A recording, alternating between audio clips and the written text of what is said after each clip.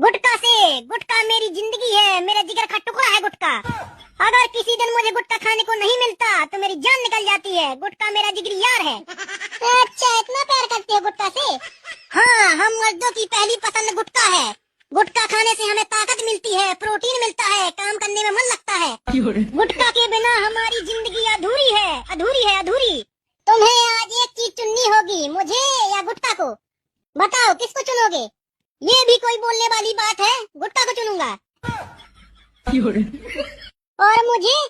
तू बेवफा हो सकती है, तू धोखेबाज हो सकती है, लेकिन गुटखा कभी धोखेबाज नहीं हो सकता। पुड़िया फाड़ो, मिलाओ और खाओ। अच्छा, गुटखा से इतना प्यार है? ठीक है, तो मैं जाती हूँ अपने मायके। अरे तू कल जाती हो तो आज चली जा, लेकिन मैं गुटखा खाना नहीं छोड़ूंगा, नहीं छोड़ूंगा, नहीं छोड़ूंगा।